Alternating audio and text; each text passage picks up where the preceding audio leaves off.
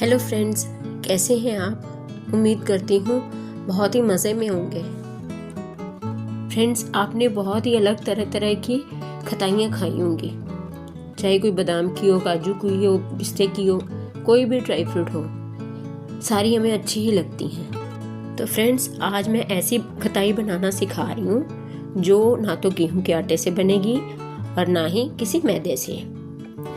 इसे हम हेल्दी बनाएंगे, वो भी ग्लूटेन फ्री आटा लेके। वैसे तो ये हेल्दी हम अपने हिसाब से बना रहे हैं, लेकिन कई लोगों को तो ग्लूटेन की प्रॉब्लम भी होती है, तो वो उनके लिए भी ये बेस्ट होंगी। और तो और अगर हम इसे खाएं भी तो इसके टेस्ट में दूसरी खटाइयों से कोई भी डिफरेंस नहीं होता, बिल्कुल सेम ही लगती हैं। वो सेम इसलिए लगेंगी क्योंकि इसमें कुछ ऐसी चीज़ें आज मैं यूज़ करने वाली हूँ जो कि आपको घर में तो मिल ही जाएंगी और साथ में वो हेल्दी भी होंगी। दूसरा, अगर हम आज देखें अपने आसपास, तो हर कोई अपनी हेल्थ के अकॉर्डिंग उसे हेल्दी ही चीज़ चाहिए, कोई मिलावट वाली नहीं। तो चलिए फ्रेंड्स, हम आज की रेसिपी स्टार्ट करते हैं। सबसे पहले फ्रेंड्स, हम लेंगे आधा कप सेमी सॉलिड घी या बटर, कुछ भी। उसे अब थोड़ा सा बीट कर लें ताकि उसमें थोड़ी सी एयर आ जाए। फिर उसमें हम आधा कप चीनी, लेकिन उसमें से भी 1 टेबलस्पून कम ही डालेंगे। चीनी पाउडर, शुगर आप ले सकते हैं। अगर आप चाहें शुगर पाउडर की जगह आप जैगरी पाउडर भी ले सकते हैं, तो वो और भी हेल्दी हो जाएगा। फिर अब आप इन दोनों चीज़ों को अच्छे से मिलाएं, मतलब बीट करें, अच्छे से बीट करें। तब तक बीट करें जब तक कि ये वाइट और फ्लफी ना हो जाए। बीट करते हुए आपको 4-5 मिनट का टाइम लग सकता है इसे इस कंडीशन में लाने के लिए, लेकिन आप तब तक इसे बीट ही करते रहें। जितना बीट करेंगे, जितना ये फ्रॉदी होगा, उतनी ही आपकी कुकीज़, उतनी ही आपकी खटाई अंदर से जालीदार बनेगी और ज़्यादा क्रंची बनेगी। और तो और इस खटाई का टेक्सचर भी हमें बिल्कुल बेकरी जैसा ही मिलेगा। जब ये लाइटर और फ्लफी हो जाए तो इसमें आप इलायची पाउडर या वनीला एसेंस भी डाल सकते हैं। मैंने एक्चुअली चीनी में ही इलायची मिक्स करके पीस ली थी, तो इसलिए मैंने कुछ एक्स्ट्रा नहीं डाला।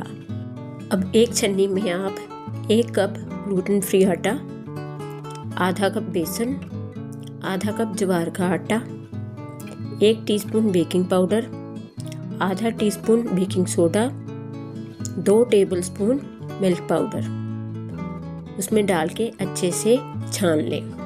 फिर उसे अच्छे से मिक्स कर लें। चाहे तो आप पहले स्पून से अच्छे से मिक्स कर लें, क्योंकि इसमें मिक्स करने में टाइम लगता है, तो इसलिए पहले आप स्पून से मिक्स कर लें। फ्रेंड्स, आपने देखा होगा कि मैंने स्पून से कुछ बीच में से ऊपर से निकाल दिया था। एक्चुअली मेरे से बेकिंग सोडा 1 पूरा टीस्पून इसमें डल गया था, तो इसलिए मैंने आधा टीस्पून उसमें से बाहर निकाल दिया। अब जब आपका डो थोड़ा सा बाइंड होना शुरू हो जाए, आपकी मुट्ठी में थोड़ा सा आना शुरू हो जाए, इकट्ठा हो जाए, तो फिर आप धीरे धीरे 1-1, 2-2 टेबलस्पून उसमें ठंडा दूध डालें। ये तकरीबन आपके 5 से 7 टेबलस्पून आपका मिल्क उसमें लग सकता है। फ्रेंड्स, मैं आपको बिल्कुल एग्जैक्ट मेजरमेंट बता रही हूँ। अगर आप इसी मेजरमेंट के अकॉर्डिंग अपना डो रेडी करेंगे, कुकीज़ उसके बाद बनाएंगे, तो आपके बिल्कुल कुकीज़ बिल्कुल मेरे जैसे ही बनेंगे, कोई डिफरेंस नहीं आएगा। So please follow my steps. अगर आप इस रेसिपी को थोड़ा सा भी अपने अकॉर्डिंग चेंज करने की कोशिश करेंगे, तो वो आपके कुकीज़ का टेक्सचर और टेस्ट बिल्कुल डिफरेंट हो जाएगा, फिर सेम नहीं बन पाएगा। फ्रेंड्स, जैसे ही आपका डो रेडी हो जाए, उसे कवर करके थोड़े टाइम के लिए, 15 से 20 मिनट के लिए रूम टेम्परेचर में उसे शेल्फ काउंटर पे रख दें रेस्ट करने के लिए। 15-20 मिनट के बाद जब आप उस डो को निकालेंगे, तो उसको थोड़े थोड़े से, चाहे आप स्पून से लें, चाहे आप किसी स्कूप की हेल्प से मेजरमेंट इक्वल लेना चाहे तो ले सकते हैं। लेकिन अगर आप बिल्कुल सिंपल हाथ से इक्वल मेजरमेंट ले सकते हो तो वो बहुत ही अच्छी बात है। तो उसी मेजरमेंट से सेम कुकीज़ आप लेंगे, बनाएंगे। तो उसको आप पहले डो लेके फिर उसे गोल करेंगे, फिर उसे थोड़ा सा प्रेस कर देंगे ताकि वो एक खटाई के रूप में आ जाए। उसको प्रेस करके धीरे धीरे एक एक करके हम सारी कुकीज़, सारी खटाइयाँ एक ही जैसे बराबर ही बना लेंगे। लेकिन हाँ, इस बात का खास ध्यान रखिएगा कि जब भी आप कुकीज़ बनाएं, जिस ट्रे में आपको रखनी है वो ट्रे पहले अच्छे से ग्रीस कर लें। अगर आप ट्रे को ग्रीस नहीं करते, अगर ऊपर आप पेपर कोई भी लगाते हैं, चाहे बेकिंग पेपर या नॉर्मल पेपर, तो फिर उस पेपर को ऊपर से थोड़ा सा ग्रीस कर लें। नहीं करेंगे तो जब आपकी कुकीज़ रेडी हो जाएंगी तो फिर वो साथ में चिपक जाएंगी। फ्रेंड्स, मैं आपको सारी वो ट्रिक्स और टिप्स बता रही हूँ जो कि एक बेकरी स्टाइल खताई बनाने में हमें मदद मिलती है, और वो खताई हम बेकरी स्टाइल घर में ही बना सकते हैं।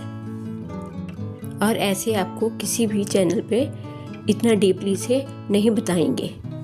तो फ्रेंड्स, जैसे ही आपकी सारी खताइयाँ बनके रेडी हो जाएं, तो फिर उसे आप पहले ठंडे दूध से ही उसे सब खताइयों पे ब्रशिंग कर लें, अच्छे से ब्रश कर लें। फिर जब सारी खताइयाँ मिल्क से ब्रशिंग हो जाए तो उसके बाद आप चाहे किसी भी नट्स से चाहें उन कुकीज़ को या खताइयों को आप गार्निश कर सकते हैं। लेकिन फ्रेंड्स, मैंने आमंड्स को चॉप करके सारी खताइयों के ऊपर उसे गार्निश कर दिया था। लेकिन जैसे ही मैंने गार्निश किया, उसके ऊपर दोबारा से मैंने फिर से मिल्क से ब्रश कर दिया, ताकि हमें खताई बिल्कुल बेकरी स्टाइल मिले। उसका जो ऊपर गोल्डन टेक्सचर, गोल्डन कलर होता है ना, वो हम देख के खरीदते हैं, बिल्कुल वैसा ही कलर हमें घर में भी मिल सकता है।